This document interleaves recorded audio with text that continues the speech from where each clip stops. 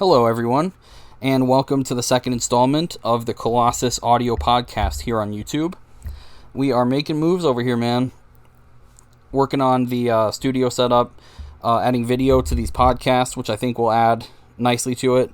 But in the meantime, while we're only doing audio, I certainly appreciate you all bearing with me, and I hope you all can at least get enjoyment, maybe listening to the podcast on the way to work, or something in an audio-only setting. Regardless, thank you so much from the bottom of my heart for even making it this far. I really, truly appreciate it, and I promise the quality of the content will improve very soon. I'm working on it. But I've got a fun little show planned here. I've got some NFL coverage, some early season NBA predictions, and I want to lead off with the possibly very baseless rumors surrounding Andrew Luck this afternoon. I definitely want to emphasize that these claims, they're text messages on Twitter, screenshots, from a guy who claims that his wife is a mutual friend of Andrew Luck's wife. And the text messages would insinuate that Andrew has a meeting with Jim Irsay of the Colts. And again, like I said, I don't want to act like these claims are legitimate rumors. Like Adam Schefter hasn't said anything about this. But Andrew Luck to the Colts would be very, very fascinating.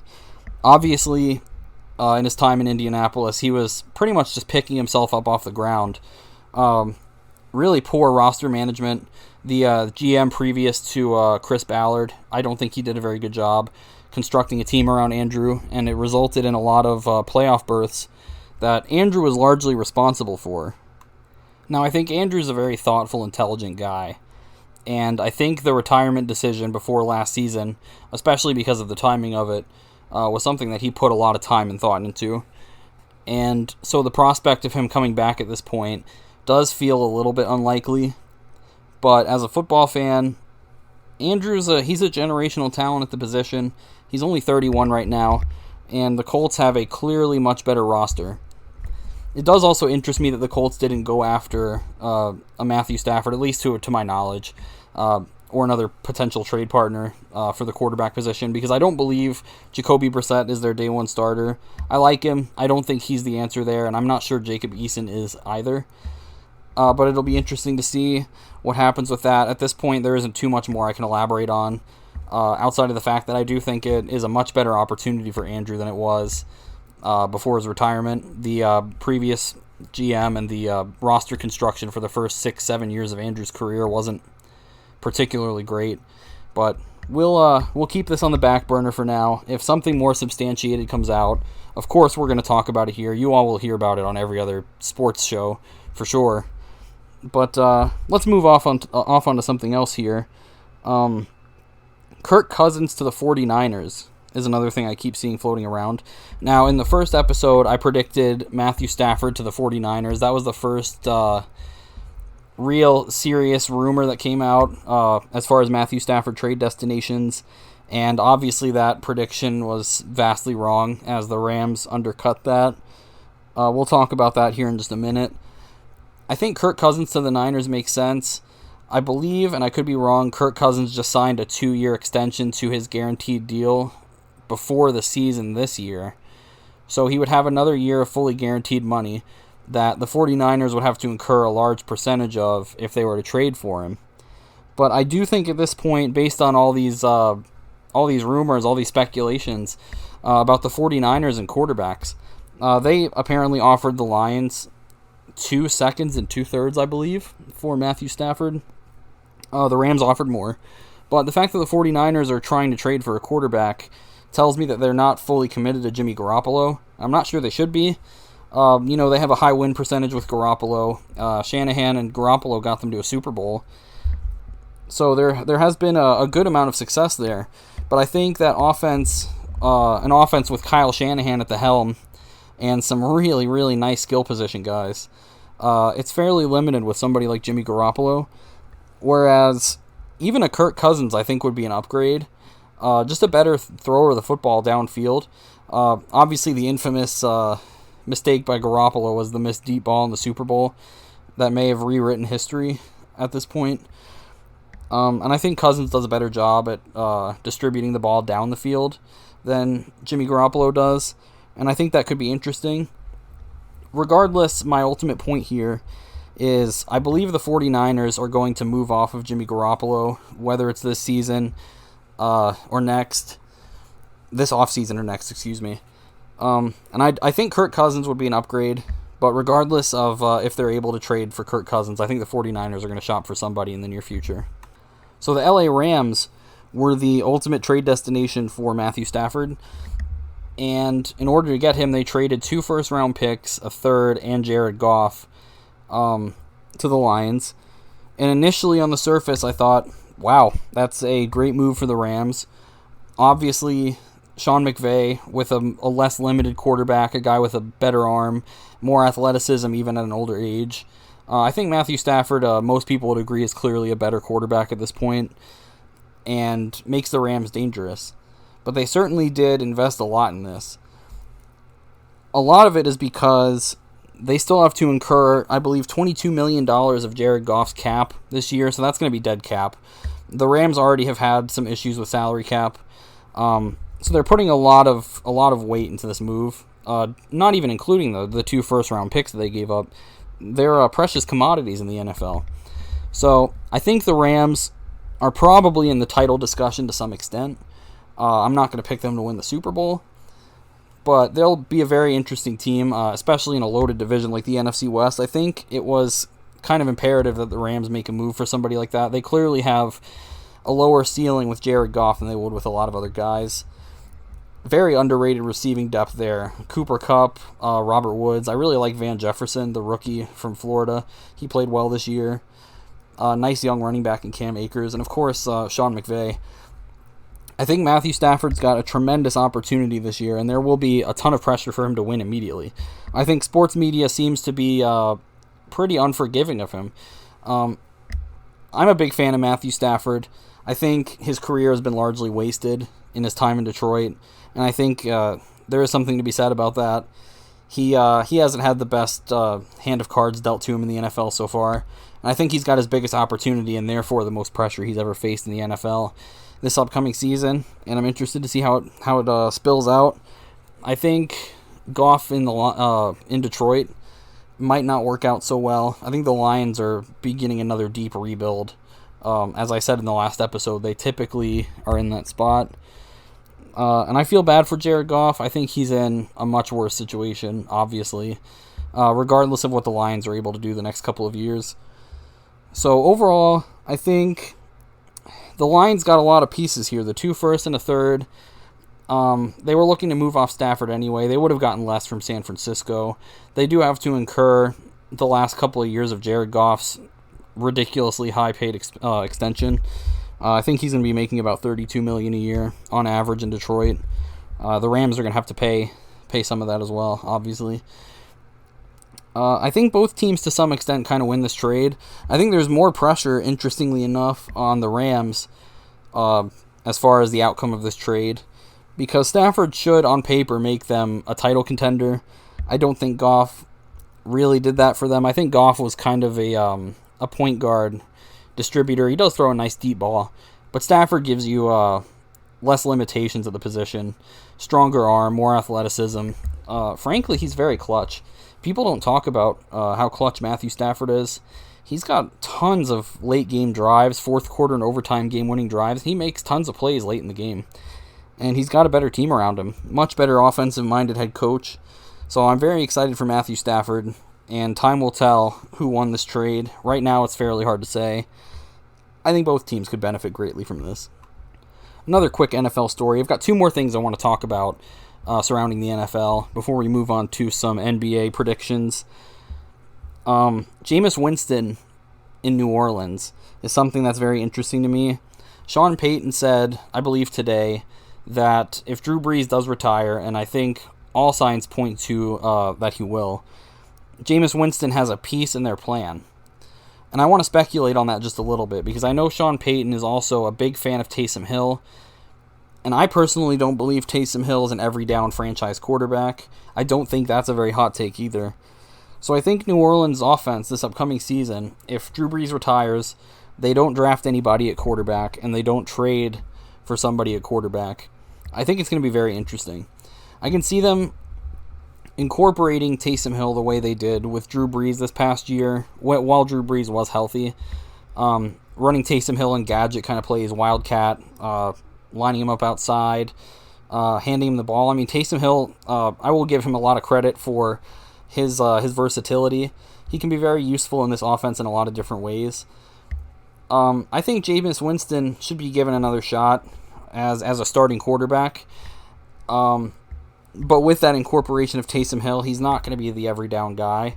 There will be a lot of situations in which Winston takes a back seat for some, third and longs, gadget plays, formations in which Sean Payton wants to incorporate Taysom Hill. So I think that could be a very fun-looking offense next season.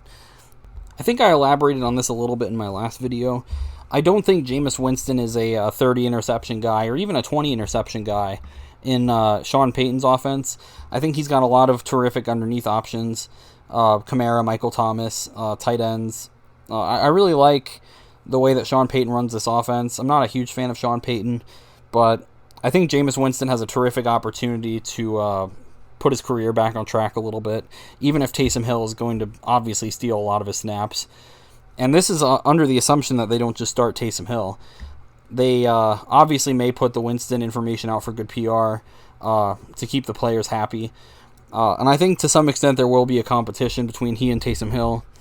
But I hope they incorporate both of them fairly equally.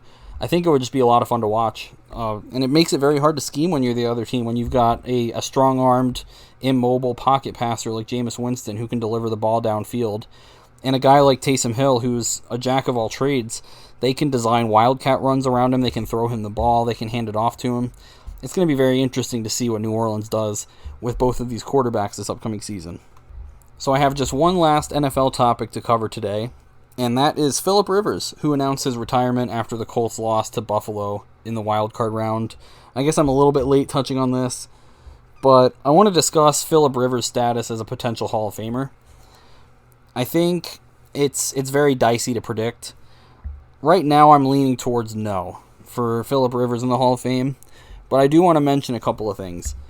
I think a lot of sports writers and sports media folks would say that Eli Manning is a Hall of Famer because of those 2 Super Bowl rings over Tom Brady. But I would also argue that those accolades are a result of really good team defense, really good coaching. Eli Manning wasn't putting up 30 points in those Super Bowls, so that's important to note. And Phillip Rivers is going to be greatly punished because he never made a Super Bowl. Overall, I would consider Phillip Rivers to be the better player when compared to Eli Manning, maybe even Ben Roethlisberger from that same class. And I think both of those guys are going to get in because of the 2 Super Bowl rings. I think Phillip Rivers was the best quarterback from that draft class. So, out of all 3 of them, I would consider Rivers to be the most Hall of Fame worthy. But the lack of the Super Bowl rings or even appearances is going to hurt him greatly. And I don't think he's going to make it. At least not anytime in the near future. He'll be eligible in 5 years if he stays retired, of course. He's got a big family to tend to, man. He's got 9 kids. At some point, I'm sure they would like to, grow up with their father. I think Phillip Rivers, he stays retired and leaves behind quite a legacy. He ranks very highly all-time in passing statistics. I believe he's 5th all-time in passing TDs. And that's not going to go unnoticed in the Hall of Fame voting. But I think the lack of Super Bowl rings, and it's unfortunate for guys like Phillip Rivers, especially because he's not a true generational talent like Dan Marino was, and he never won a Super Bowl ring, and he was an easy vote for the Hall of Fame. It's unfortunate that the team accolades, of course, they do factor in quite a bit, and there are arguments to be made about that. But I think it sucks for Phillip Rivers because he, in my opinion, was the best QB from the 2004 class. And guys like Eli Manning, as much as I like Eli, he seems like a great guy. He was not a Hall of Fame caliber quarterback. And he's going to get a lot of votes, and he may get in his first couple of years of eligibility. So that's going to be interesting to see. It's a complicated issue, really, the Hall of Fame. I personally don't want any guys that weren't truly elite at their position for an extended amount of time to make the Hall of Fame. So it's hard for me to say that I would vote Phillip Rivers in, but I wouldn't vote Eli Manning or Ben Roethlisberger in either. So now I want to shift into some NBA content. We're about a quarter of the way through the regular season. So I want to make some early season predictions as far as awards, Rookie of the Year, MVP. I want to predict the finals matchup.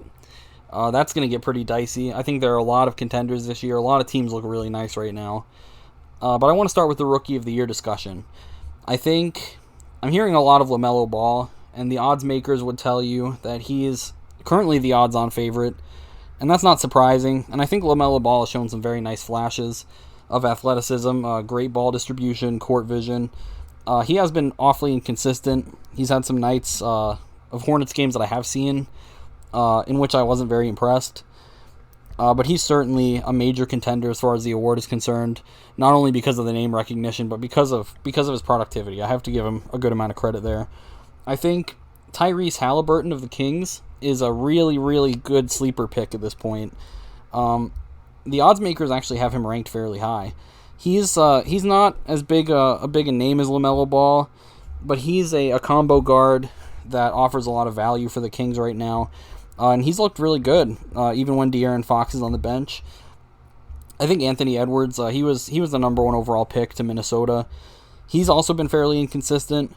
He's a freak athlete, and by the end of the season, if he starts really getting things together, he may emerge as a favorite.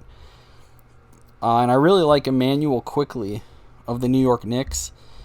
He's shown some flashes as a potentially elite scorer. And that Knicks team, I think, for the first time in a few years, shows a lot of potential overall. But I think right now, my pick is James Wiseman, the center for the Golden State Warriors. The numbers are getting there. He's shown some promise. He's had some very productive games, and he's out with injury right now. I think ultimately he wins the award. He's in a very good spot. Quality coaching. You definitely can't go wrong playing with the most unselfish superstar I've ever seen in Steph Curry. And the perimeter-based offense at times of Golden State certainly helps James Wiseman an awful lot. He's having a lot of opportunity inside to score. I think by the end of the season, James Wiseman has a stat line of something like 15 points, 10 rebounds a game, and he takes home the Rookie of the Year trophy.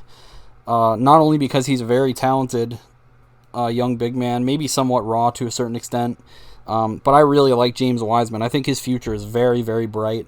If that team gets Klay Thompson back healthy next year, Kelly Oubre shoots a little bit more consistently, they get more out of Andrew Wiggins, develop some more of these young guys. I think that's still, a very scary contending team.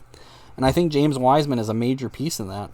I think by next year, when James Wiseman is playing the more consistent minutes, playing 30 a night at center, starting for Golden State, I think he's ultimately going to be the best player out of this class. And that's why for right now, I'm slotting him as the Rookie of the Year. So now I want to shift to the NBA MVP. And I think this is very, very fascinating. This one's going to be very, very hard to pick. Right now, the leading contender, as far as the odd makers are concerned, is Luka Doncic, and I will not argue with that. Luka is a walking triple-double. When his three-point shots are hitting, he's nearly impossible to guard. He's excellent at distributing the ball. His defense certainly could use some work, but he's a very easy pick for this award. Giannis Antetokounmpo has won the last two, and there certainly is an argument to be made for the Greek Freak winning a third consecutive MVP, but I don't see it. I think my pick as of right now is Nikola Jokic for the Nuggets. He is almost averaging a triple-double. He just went off for a 40-plus night, I think 47, a couple of nights ago. And if you watch the Nuggets play, they certainly have a lot of other scoring options. Jamal Murray, a lot of perimeter guys. I really like Michael Porter Jr., and I think Nikola Jokic is the main cog in that machine that makes it run. And I think without Nikola Jokic, I think the Nuggets are still a pretty good team, but they are borderline title contenders with Nikola Jokic. He does everything. He's a great shooter. He's an excellent passer at 7 feet tall, probably the best big man passer we've ever seen in the NBA. And while I like other options, even as far as the big men, like Anthony Davis, like Joel Embiid, right now for me, it's Nikola Jokic. And obviously you could throw LeBron into the mix there. I think a lot of people are considering LeBron the current favorite at MVP. And there's nothing wrong with that. I think he's always going to be a shoe-in candidate. And he's still playing very well in year 18. But I'm going to go with Nikola Jokic right now. I think he's doing the most to help his team win. I think he's the most valuable at his position for his team right now. I do think the Lakers probably aren't title teams without LeBron. They're probably not a title team without Anthony Davis. But I'm going with Nikola Jokic. I think his numbers are going to look ridiculous at the end of the year at really every spot. And I don't think the Nuggets are nearly the caliber team they are without him. So I'm going with Jokic for the NBA MVP. Very early to tell, only about a quarter of the way through the season. And we don't really know how the season's going to shake out because of COVID. But I'm going to stick with Nikola Jokic for right now for the 2021 NBA MVP. So lastly, I want to do a brief analysis of both conferences in the NBA. I think this year's finals matchup is extremely hard to predict because there are just so many contenders in both conferences right now. But let's start with the Eastern Conference. Right now we've got Philly in first, the Brooklyn Nets in second, Milwaukee at third, Boston and Indiana at 4 and 5. And after that, I think there's a huge decline in production. Toronto and Miami are both sitting outside of the 8 seeds for the playoffs right now. That kind of surprises me a little bit. I think both of them will regress to the mean a little bit. I see both of them passing teams like Charlotte and Cleveland, at least to get into the playoffs, but their seed is going to be damaged, and they'll have to play a 7-game series against somebody like Philly or Milwaukee or Brooklyn in the first round, and that prognosis doesn't look very good for those teams. So right now I think it's a 5-team race in the Eastern Conference with the 76ers, the Nets, the Bucks, the Celtics, and the Pacers right now in that order in the standings. And I think it's going to shake up just a little bit. Right now my biggest dark horse contender in the East is the Indiana Pacers. They don't have big name appeal or the flashiness of some of the teams above them in the standings right now, but at 12 and 9, I think guys like Domantas Sabonis and Malcolm Brogdon, they're two of the most underrated players in basketball, and right now I would have them both as Eastern Conference All-Stars at their positions. Very good defensive team, a team that plays smart on offense. They take smart shots. I think Sabonis really, in particular, is playing out of his mind. I think you can make an argument that he belongs in the MVP discussion with other big men like Anthony Davis, Joel Embiid, Nikola Jokic, of course. But I don't see Indiana beating some of these teams above them in a 7-game series. The sample size is very important here. It's not an NFL playoffs where a wild card team can get one upset and make a run. I don't think Tampa Bay would beat Kansas City in a 7-game series, as an example, but we'll never see that anyway. Milwaukee. I think the Bucks are always going to be in this discussion here for winning the East all throughout the season, mostly because of Giannis. And I really like the trade they made getting Drew Holiday from the Pelicans in return for Eric Bledsoe. I think Drew Holiday is tremendously underrated. He's a guy that can give you 20 and 10 some nights, plays very good perimeter defense. He's a piece of a contender.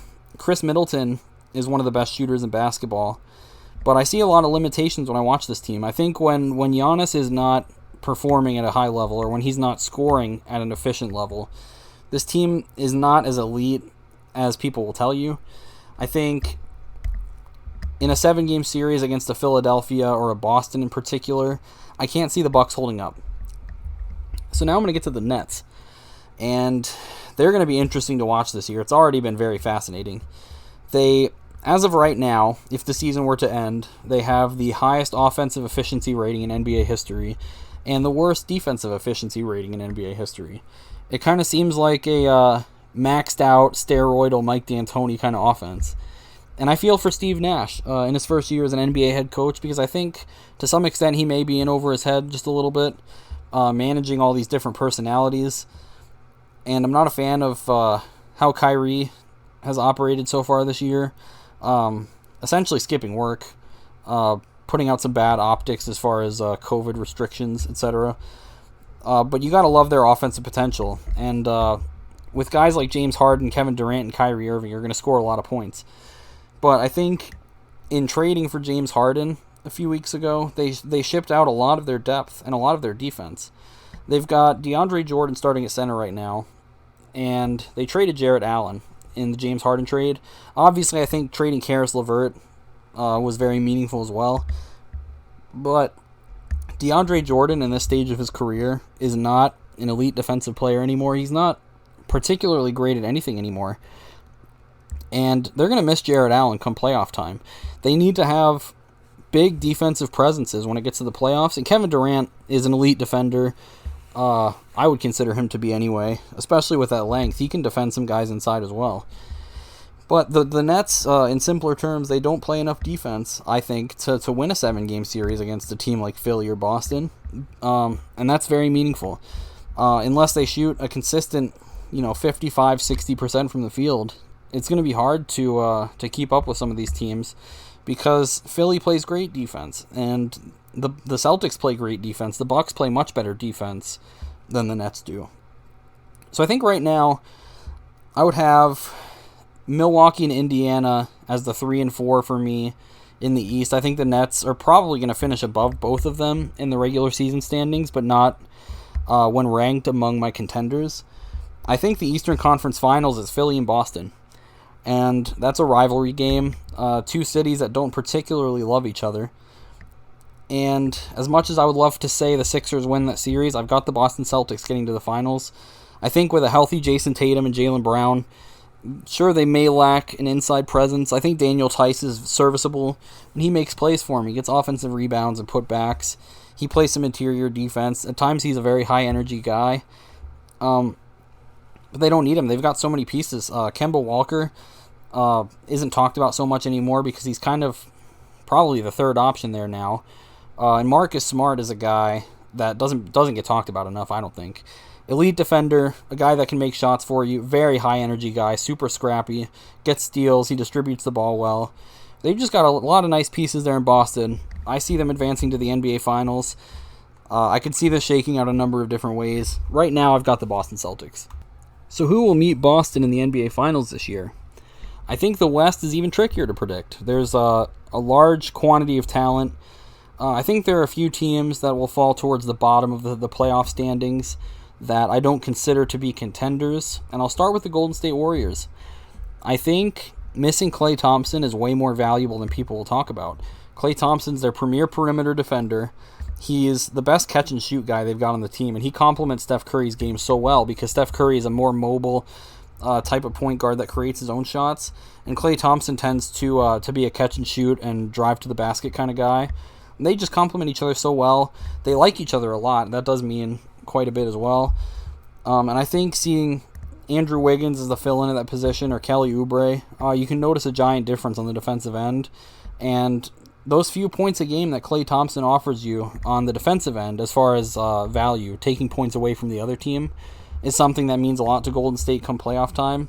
I see them sneaking in as a 7 or 8 seed, but because of all the talent in the West right now, I don't think Steph Curry, possibly James Wiseman, Kelly Oubre, Andrew Wiggins and company, I don't see them getting it done in a playoff series against one of these other teams. I don't see the Rockets or Trailblazers as being finals contenders this year, as much as I love Damian Lillard. The Rockets have made some very nice moves, and I think they definitely won that James Harden trade. They got so much value. Big fan of Christian Wood. They're a few seasons away, I believe. And Memphis right now sits as the number 6 seed, and I really like what they're building there. Big fan of John Morant, but they're also a few years away, I believe. So I think the finals contender list for me right now, Phoenix, Denver, the Lakers, the Clippers, and the Utah Jazz. The Jazz right now sit as the number 1 seed in the West with a point differential of about 8 points a game positive. The Jazz are an elite team. I know they had their issues in the postseason last year. They blew a 3-1 lead in the first round. But I really like this team. They're a very smart team on both ends. Great defensive team. And I think the X factor for them right now is Mike Conley, who, after being traded from Memphis last year, he didn't perform at his peak early on, developing in Utah, I guess, learning the new system. But with Mike Conley playing at the level he is, of course, Donovan Mitchell, I really like Joe Ingles as a spot-up three-point shooter and defender, and Rudy Gobert, of course, as possibly the best defensive big in the game. And that does mean an awful lot when it comes to playoff time, especially when you may have to play somebody like the Lakers or the Denver Nuggets that have supreme talent on the interior of their offense. The Phoenix Suns, I believe, are a real serious dark horse threat here. I love Devin Booker. Adding Chris Paul to that rotation means a lot to them. Chris Paul, it's hard to even elaborate on what Chris Paul does. He's a winner. He's a great distributor. He's a very smart player. He plays defense for you. He makes shots. And I think DeAndre Ayton is an emerging elite big man who also is horrendously underrated at this point. He should be in the All-Star discussion. He may end up making the All-Star team over a guy like a Rudy Gobert. But it's a team right now that sits at 11-8. I don't see them beating the Lakers in a 7-game series. I don't see them beating the Jazz in a 7-game series. I don't see them beating the Clippers in a 7-game series right now. But they're a team to watch for sure. I think Denver is really close. I think I could see Denver making the Western Conference Finals again. But at some point, the firepower of a team like the Lakers or the Clippers may become overwhelming. And I've got the Clippers and the Lakers in the Western Conference Finals this year. I know what the stigma is with Paul George. I know what the stigma is with this Clippers team in general. But I think with the talent, the talent prevails here. I really like Paul George. I really like Kawhi Leonard. But I think the Lakers, unfortunately, it feels like an easy shoe-in pick here. I see the Lakers making the finals, playing Boston. Oh boy, what a fun matchup that is. The historical relevance, historical rivalry between those two teams is very fascinating. And I'm not sure who to pick in that series. But I'm going to go with the Boston Celtics right now as my early finals prediction. I think the firepower of Tatum, Jaylen Brown, Kemba Walker, Marcus Smart, the defensive scrappiness, well coached on both ends of the floor, very talented team. I think LeBron is still playing at a very high level, but to win a matchup against a team like that, they need to be able to isolate the biggest weakness on that Boston team, which is on the interior. Jason Tatum can't defend Anthony Davis. Daniel Tice can't. The Celtics don't have somebody that can adequately one-on-one defend Anthony Davis. So much of that series is going to involve AD being double-teamed, and that's going to open up opportunities for LeBron. It's going to open up opportunities for guys like Dennis Schroeder, Alex Caruso, Kyle Kuzma, Montrezl Harrell. There's a lot of talent on this Lakers team that could exploit that weakness as Anthony Davis. A healthy Anthony Davis would be a giant problem for Boston or really any other team in this whole bracket. So I think I could see a lot of ways that the series goes very badly for Boston should they play in the finals. But I've got the Celtics. I think similarly to how the Celtics, are going to have a hard time defending Anthony Davis, the Lakers are going to have their plates full with guys like Jaylen Brown who can go for 40, Tatum can go for 40, Kemba Walker is one of the best clutch shooters in the game, still an excellent offensive weapon. The Celtics have a lot of pieces, they've got a lot of shooters. I really like Peyton Pritchard, the rookie guard that they have there. And right now my early season pick for the NBA Finals champion is Boston. And that's just about going to wrap it up here. Thank you guys so much if you made it this far. Again, as I said in the last video, I'm not expecting a huge turnout for these early podcasts, but I am working on the studio setup. Once we have some more short format videos with reliance on editing and adding video to this podcast, I think the appeal is going to grow quite a bit. And I know I'm kind of touching on some of these subjects in a fairly bare bones manner. Once we start doing film study, more visual kind of content, I think we'll see a bit more in-depth knowledge here. But I'm just hoping to reach anybody. I really appreciate it. Definitely if you made it 33 and a half minutes into this video. Gosh, man, like that really means a lot to me. I'm gonna keep working on it, man.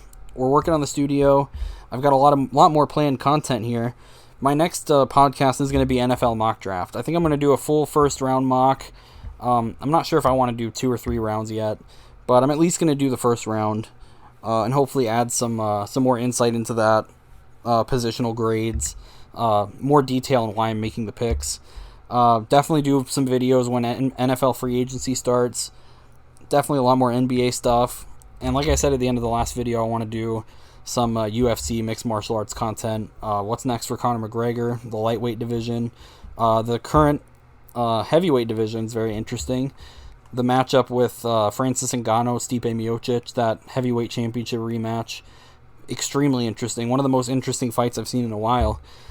So I've got a lot to talk about here. I really appreciate you guys watching again or listening. I hope I could bring some joy into your life for about half an hour. And thank you so very much for tuning in. Please stick around for more content. If you think there's potential here, please hit the subscribe button. I really appreciate it. I'm looking forward to doing this, man. It's been something I've wanted to do for quite a while. and I appreciate you all checking it out. Have a great day.